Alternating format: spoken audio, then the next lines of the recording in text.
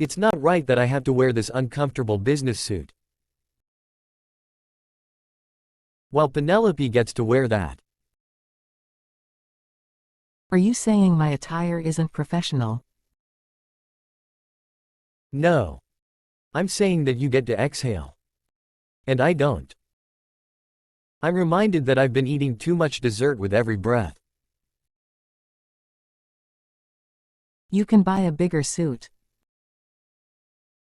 I've seen that sinister grin on Ryan's face before. Why do I feel that Penelope will regret her words? My new suit hasn't arrived yet. My guess is it will get here in time for your wedding with Nick. After all, Nick can't have his best man in anything less than the best.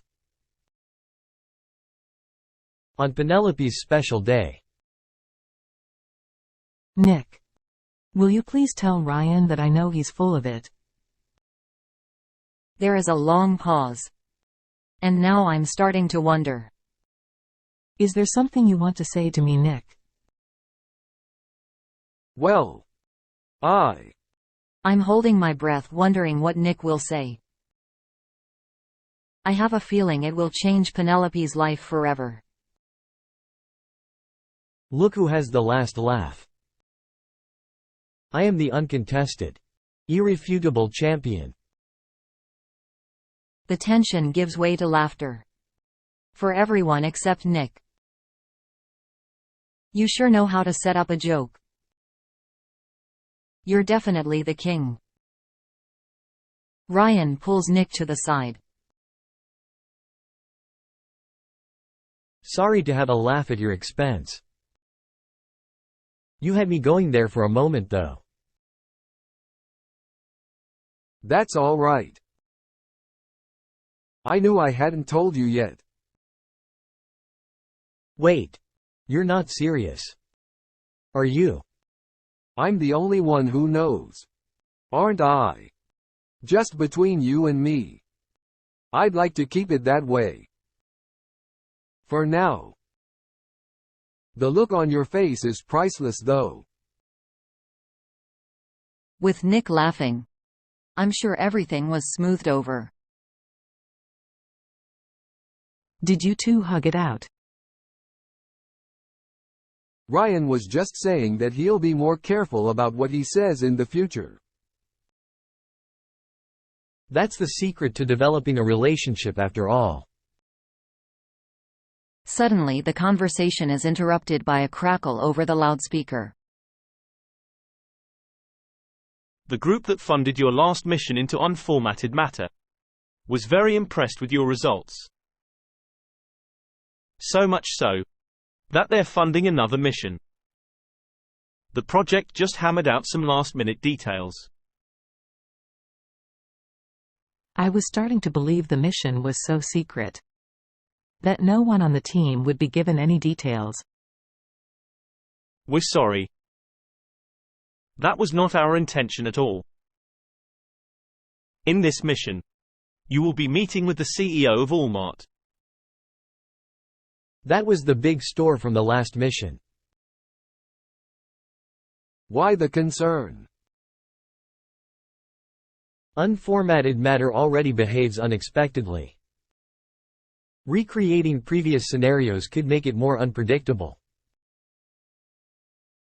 The boys in the lab have crunched the numbers. And they say we're well within any safety threshold. I'm going to have to see those numbers after the mission. If that concern has been addressed, I'll continue. Yes. Please do. Right. So the CEO of Walmart runs the company Allcorp. And wants to expand his operation to the global market. Global expansion. What could possibly go wrong? Don't jinx this, boys. Think benevolent thoughts. She's right. We have some influence over the situation. Our CEO can be a nice guy. I particularly like the ones who golf. Golf. Why golf? Because if it's not all they think about, it's at least all they talk about. If I could please continue. Okay. Okay. I'll behave.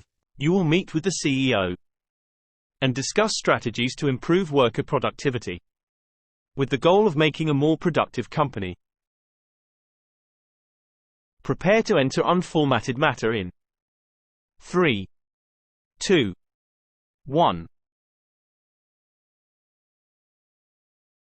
Hello, I'm Ms. Olivia, Mr. Aiden's personal assistant. Looking at his schedule? You must be the life coaches. Mr. Aiden will see you now. You're the life coaches that Mr. Aiden scheduled, aren't you? Yes. We are. You have to forgive my associate. He's a new hire. And I'm still teaching him the ropes. Please come with me then. Mr. Aiden has a tight schedule and doesn't like to be kept waiting. Mr. Aiden, your life coach appointment has arrived. Why, hello. I'm very glad to meet you indeed. Let me get right down to business. I'm trying to grow my small nationwide company into a large multinational business. I have big plans for my tiny little company. My products will be in every house. That's where you come in. I would like to manage my time so that I can visit the golf range and lead my modest company. I know that in order to get there, I have to be dedicated. And my workers have to be dedicated too. But they can't toe the line without the right encouragement. And that encouragement is best if it comes from action. My action. That's why I can't stop. But I also want to play golf. Are you demonstrating that they can't stop either? Of course not. That's why my employees take different shifts. What is that thing I always say, Miss Olivia? A well-rested workforce is a reliable workforce. Yes, that's it. Then you need to demonstrate that by making time for golf. If you want to spend time out of the office, then you need to make sure your employees can do their job without your supervision. Take my hands off the wheel so that I can put them on the club, as it were. The golf club. It's a metaphor, my good fellow. The important thing is that I understand what you're saying. So you're open to relaxing. I'm happy to hear that. Eventually, sure. I'm not sure I could do that at this moment. Am I right in understanding that you feel your value comes from being the leader of your company? Naturally, after all, I've put a lot of my blood, sweat and tears into All Corp. It represents a lot of invested energy. That's fair. But you are more than your occupation. Nick always tells us that what we do is not who we are. I'm glad you're giving me credit. Just citing my source. Do you want to elaborate on this idea for me? It comes down to realizing that your value comes from being an individual, and not from being part of a group, or from what you do for the group. But all my employees take pride in what they do for All Corp. Just like I do. That's understandable. But if they lose their jobs, they don't lose their value. You are still an important person, even if you're not the head of All Corp. That's one of the reasons you're able to take time off to go golfing. I'm convinced. What do I need to do to make this happen? This kind of thing is outside my expertise. Penelope or Ryan? Do you want to answer that question? Well, that's 2 votes for Ryan. Don't mind if I do. So the goal, as I understand it,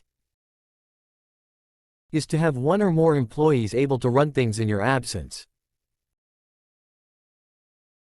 Well, yes. When you put it that way, it seems very reasonable. Say, my boy. I could use a motivational personality like you here at All Corp. Have you ever considered joining our corporate family? Ryan couldn't possibly be considering his offer. Could he? Ryan, you have a job. Maybe he could just do it part-time. I'm just keeping my options open. I'm sure there's a conflict of interest here somewhere. Of course, the offer is open to all of you. There is obviously a strong group dynamic happening here. How about we focus on one thing at a time? Ryan, what would we need to do in order to enable the employees at Walmart to take on more responsibility? Actually, we wouldn't need to increase their responsibility. We would need to increase their autonomy. They don't need to do what the boss does. They just need to do their job, without the boss's supervision. Why, Ryan, my good fellow? That's exactly what they need. You see, that's what I need. I suspect you and your partners are a veritable fountain of knowledge on that subject. I'm completely on board with this idea. And I'm ready to take notes. Through Miss Olivia, of course. What is that thing I always say? Miss Olivia. If it's not worth writing down, then it's not worth remembering. Yes, that's it. Aside from giving you the ability to hit the golf course, the most important reason to encourage workers to be more autonomous is because it develops leadership abilities, and it encourages them to develop skills. This is right in line with growing All Corp into a multinational corporation. Why? If I create more leaders, then it's easier to expand by making more stores. But how does giving my employees autonomy make them want to be leaders, who also want more skills? By telling them what you want done, instead of how you want it done. They get to decide how to get a job done. This allows them to choose the most comfortable way for them to work. So just throw them into the deep end, as it were. Somehow that makes me feel like I'm not doing my job as the boss.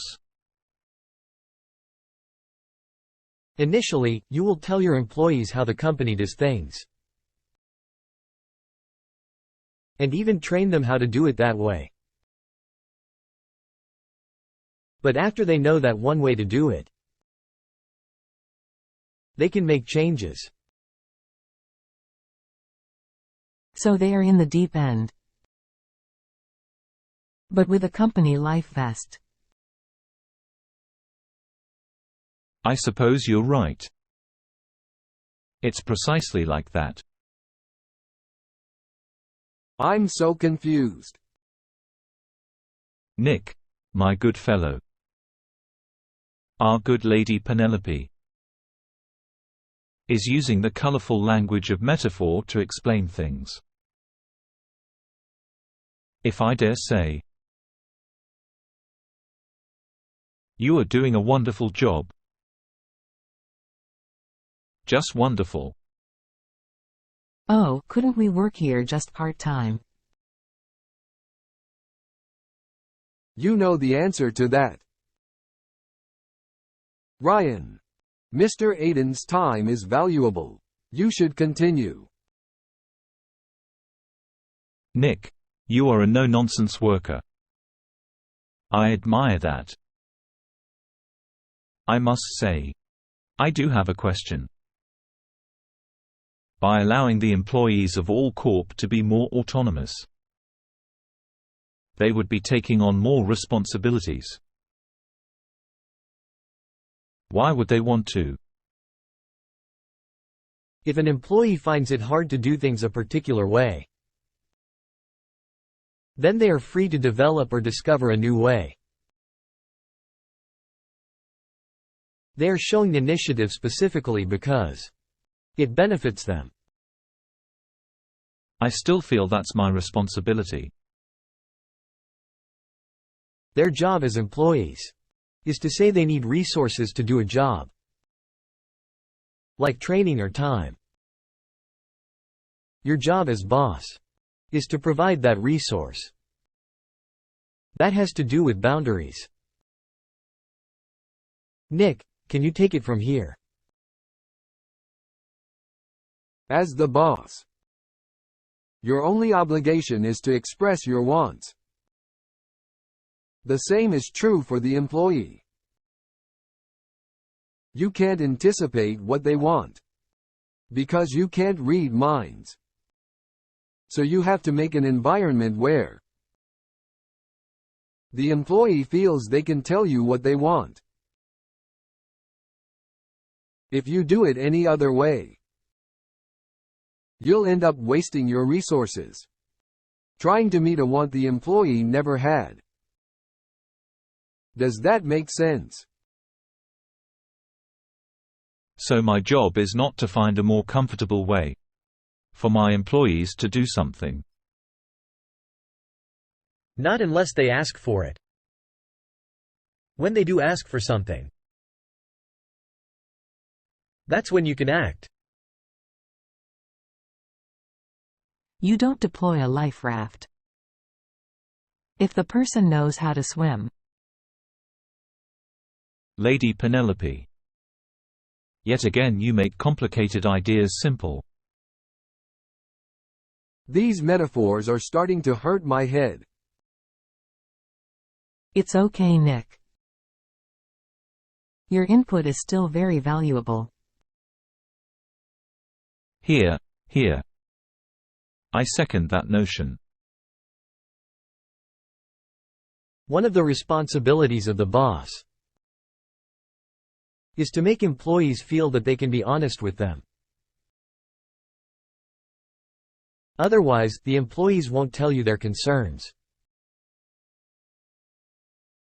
Nick, I believe this is your department. Some of the things you do for employees are intangible. For example, It's your responsibility to provide a place where they feel safe speaking up about something, or that they feel appreciated for doing their job. Grasping the intangible will be quite the challenge. It comes down to attitude. If you want your employees to be honest and open, then they have to know you won't treat them badly for telling them something you don't want to hear. Even if they criticize All Corp. Especially if they criticize All Corp. It doesn't mean that they are right about what they say, but they could be bringing up a valid concern. If their criticism is actionable, then it could improve the products or services of All Corp. I must say, at first I didn't like what Nick had to tell me. But now I see the wisdom in it. What about that other thing you mentioned? About making employees feel appreciated. This is where Penelope shines.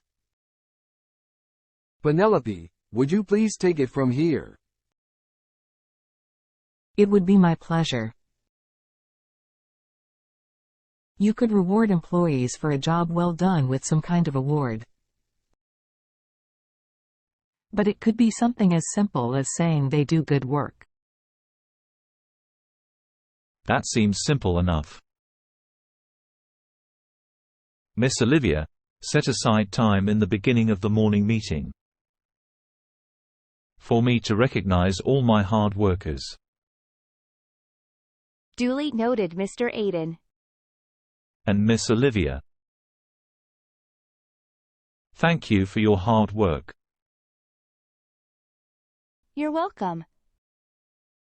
I'm very happy to be doing my part. So to review, you provide a positive work environment, and you provide training, so they can do their current or future job at the company. I enjoy the idea of preparing my workers for higher positions in the company. Tell me more. Some of your employees would enjoy greater responsibility in your organization, either because of the challenge or because of the incentives you offer. Now, what would be the best incentives? The money. Totally, it's the money. The best reason to accept more responsibility is because you want to see the organization grow and succeed. I can't argue with that. But I also can't argue with the money. I suppose it can help you get up in the morning. Ryan and Nick have very good points. What do I focus on when my employees have what they need to do the job? After all your employees are in place and doing their job, you need to make sure the company is following its mission. So, making sure All Corp is creating the goods and services it should for its target consumer. Oh, let me try to explain it. I have a wonderful analogy. By all means, take the lead. You're such a gentleman. Thank you. I try my best. So, the captain of a ship only ensures that his crew is competent and doing their job. The crew reports their status, so the captain can make changes in direction. He doesn't do their job. So how does this captain stay out of the boiler room, as it were? You have to be comfortable with delegating tasks to others. if you're used to overseeing daily company tasks. This can be very difficult. Indeed, but if my employees can grow, then I can too. What do I need to do in order to hand responsibility off to others? Make sure your employees know what you expect from them. This means telling them what work needs to be done, and when it needs to be done. If the employee feels they need more time, then I should give them the opportunity to speak up. Yes, that's exactly right. That's why providing a place where they feel safe speaking up is important. Then one of the hardest things you'll need to do is to let go of perfectionism. Only a few of your employees will be top performers. The rest will just not be as good. No amount of training or encouragement will change that. Ryan. It's the truth. You're lucky if the average worker is able to do 80% of what the high performers can do. The reason bosses should put up with that is because the best workers can't be everywhere at once. That's the hardest piece of advice you've given me yet. What do I do about that? And I defer all personal growth questions to Nick. I actually have an answer for that exact question. In order to accept the imperfections in others,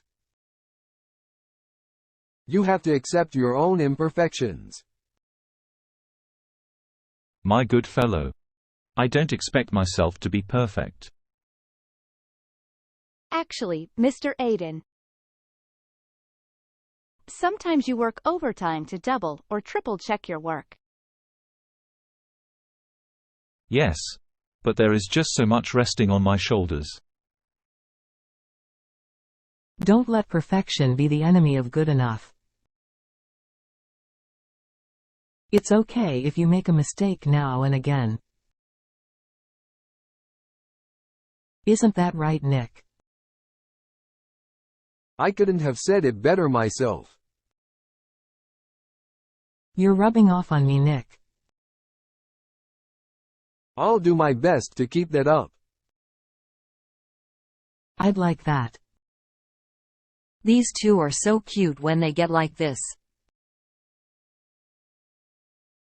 To sum this up, if you more easily forgive yourself, then you will more easily forgive others, which will allow you to delegate more, because you'll put up with their imperfections. That sounds like the makings of a great plan. It's just as well. Their time is up. Mr. Aiden then ushers us out to the lobby.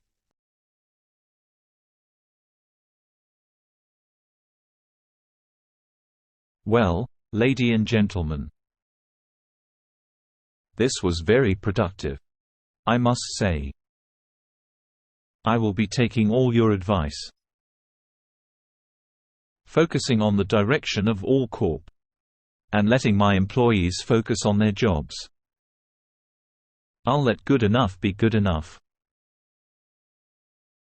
so I can start visiting the golf course. Thank you very much for your time. Have your people call our people to schedule another appointment. Don't forget, we are service dog compliant. Yes, I appreciate your time also. Maybe next time we can conduct business on the golf course. We all say our goodbyes. Then watch as Mr. Aiden and Miss Olivia return to his office. I'd say this was a mission accomplished. Let's get ready to head home in 3, 2, 1. Miss Olivia made a reference to Charlie. You noticed that too. Right. All big companies are ADA compliant. Corporations love to point out that kind of stuff. You're not serious. Of course not. I just wanted to see how you would react. We've seen unformatted matter do this before. So I'm not too worried. Suddenly we hear a crackle over the loudspeaker. Nick is correct. While we can't explain all of the unformatted matter's characteristics, nothing is cause for alarm. Speaking of Charlie, he's been keeping us all very busy. So could you please take him? I'll get his leash. We can take him for a walk.